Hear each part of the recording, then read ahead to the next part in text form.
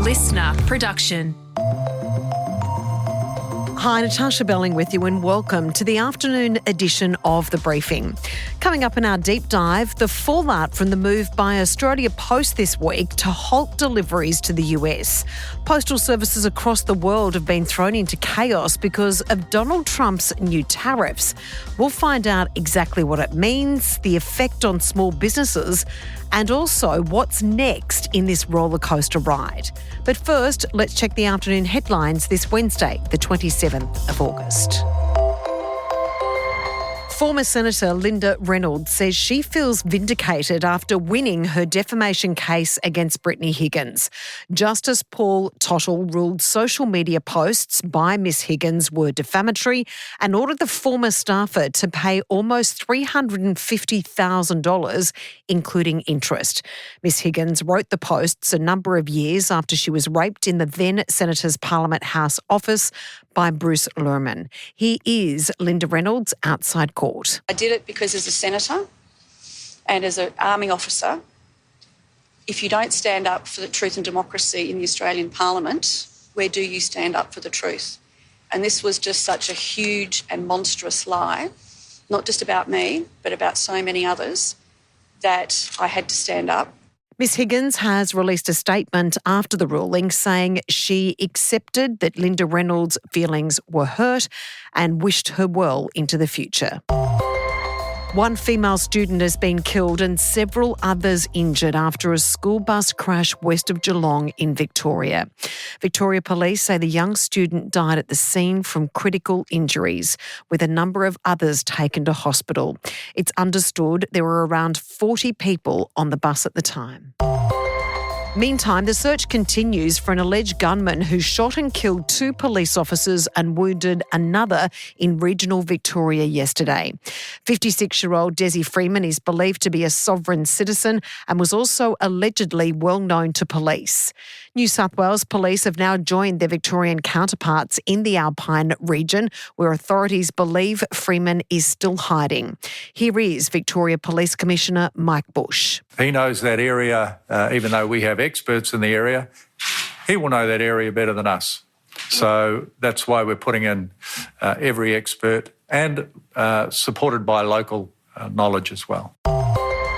A former West Coast defender, Mitch Brown, has made AFL history, becoming the league's first openly bisexual player.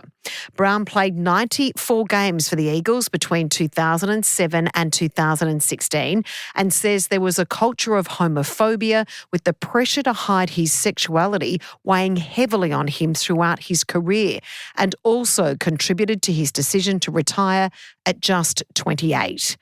Now 36 and speaking to the Daily Oz, Brown believes there are current gay and bisexual players in the league and sends a message to them, quote, saying, "I see you and you are not alone."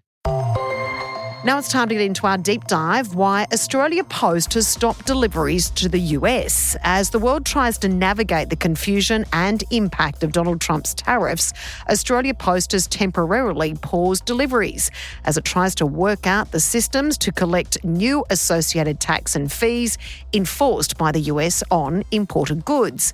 Now, the move will affect mostly online retailers who use Business Contract and My Post Business through Australia Post to send items to the US.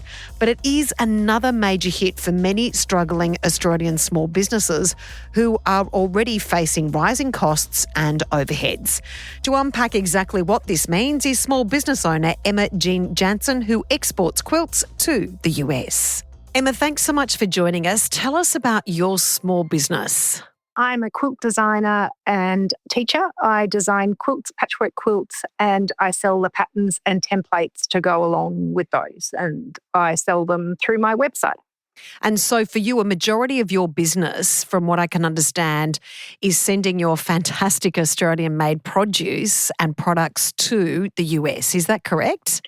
Yes, a very large proportion. Nearly 70% of my business is US-based. The Australian patchwork industry is good, but it's nowhere near the size of the US industry.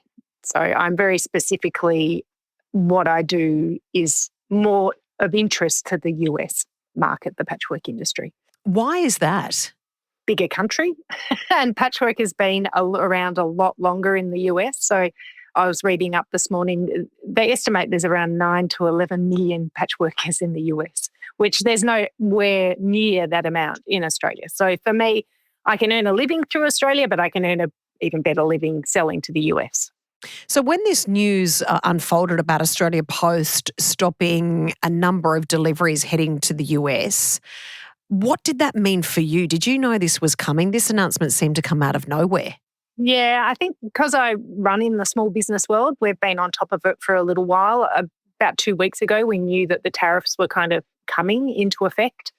And so last week, at the beginning of last week, I kind of made the decision that I needed to shut off shipping. So I stopped shipping to the US last Friday because I didn't have any clear information on how these tariffs were going to be collected, how I was going to pay them, or if the consumer in the US were going to pay them. So I decided until I had some clearer answers, the better solution was just to stop. And what effect has that had for you? As you mentioned earlier, you can make a profit here in Australia, but I'm sure there are many small businesses, medium-sized businesses, big businesses in Australia that are taking a major hit with these tariffs.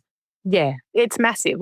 There's so many small little businesses. Like I think of the people who make, jewelry on Etsy, or, people that are making an extra income for their family from homes, small-based businesses, which is what I am. I don't employ anyone. It's just me.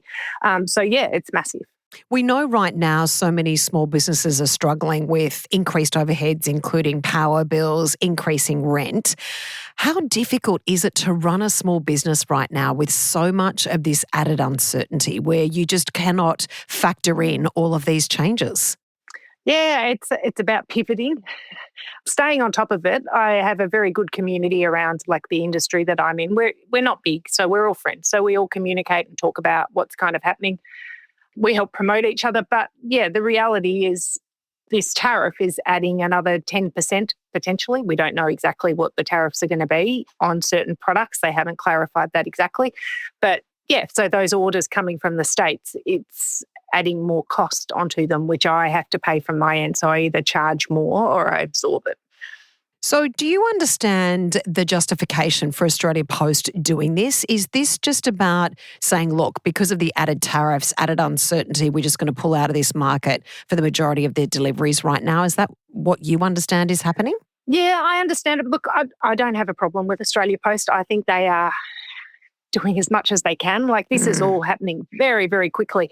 I think they have come up with a solution, which if it goes ahead, so they're using a third party that is going to collect. So through a third party that will deal with the customs and border control into the US. So they're going to collect a way of collecting the tariffs. So when I put an order through Australia Post Business, it's going to have those tariffs collected and I then pay it. But this third party, they normally charge $4,000 from what I've looked on there to set up an account with them. Australia Post are covering that. We are all under Australia Post. So the tariffs have to be collected before the products even enter the US. So it all has to be done here. So I understand why Australia Post have stopped because it needs to be sorted and they're trying to do it as quickly as possible. Emma, when you tried to explain how this is going to work with the tariffs, my brain started to hurt. I find that incredibly, am I alone here? That is just to me a crazy added on stress and extra paperwork and red tape for small businesses just trying to make a living at the moment. Yeah, definitely. I'm hoping that from what I can read, the third parties on us will work with the shopping platform. So I use Shopify. So hopefully it'll be able to integrate with that as well. So it will all kind of hopefully streamline together and work. But we have to see. It's a wait and see game at the moment. And I'm lucky that it is just me. I don't have staff to pay and I work from home. So my overheads are low. So I can hold out for a little while this settles. But there's going to be so many small businesses that they're going to really struggle. What would your message be to small businesses at the moment? Because as you just mentioned, you're in a very lucky position, I would say, in the concept that you're not paying staff, you're working incredibly hard by yourself and also not those added overheads. Have you heard on the ground that now businesses are just saying, we actually can't do this financially?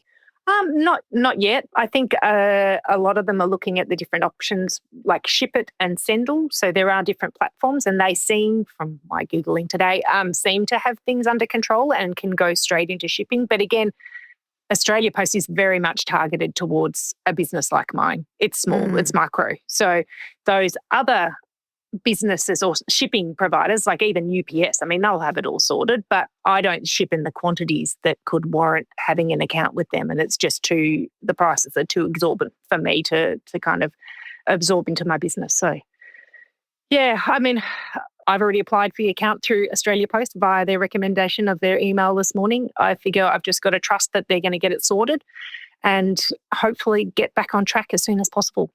Well, it's clear as mud. Emma, thanks so much for joining us.